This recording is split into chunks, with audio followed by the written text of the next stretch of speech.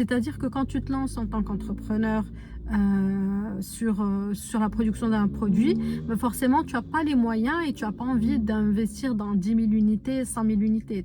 C'est juste pas possible.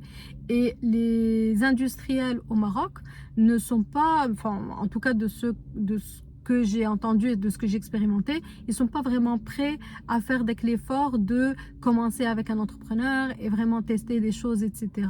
Parce que aussi pour eux, c'est prendre des risques alors que ils tournent déjà avec des grands groupes, etc. Mais au final, c'est vraiment que comme ça que ça peut marcher pour avoir des marques émergées. Après moi, donc après l'épisode de Rachidia, j'avais quand même trouvé la dame avec qui on s'était vraiment bien entendu, qui me faisait les sirops. C'était de la marque blanche. C'est le concept, c'est vraiment que moi j'avais toute l'identité, le design, le marketing. Bien sûr, c'est moi qui avais trouvé le concept du produit et l'idée du produit.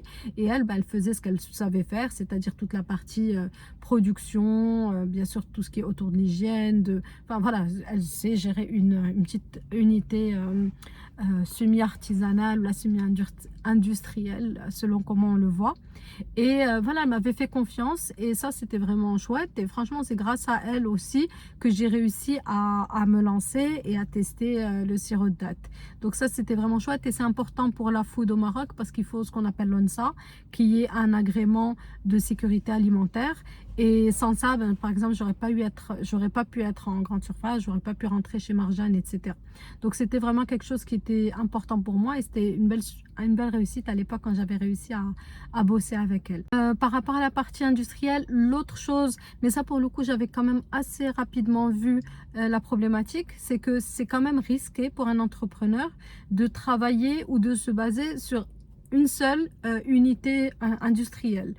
Pourquoi? Parce que bah, c'est risqué parce que l'unité, elle peut choisir de plus travailler avec toi, tout simplement, pour plein de raisons. Peut-être qu'elle a d'autres clients, peut-être qu'elle n'a plus la bande passante pour pouvoir prendre ton produit, peut-être qu'ils veulent fermer boutique, j'en sais rien. Il y a plusieurs choses qui peuvent se passer et du coup, c'est un gros risque parce que quand tu lances ta marque, tu as ton identité, tu as investi sur ton marketing, ton commercial.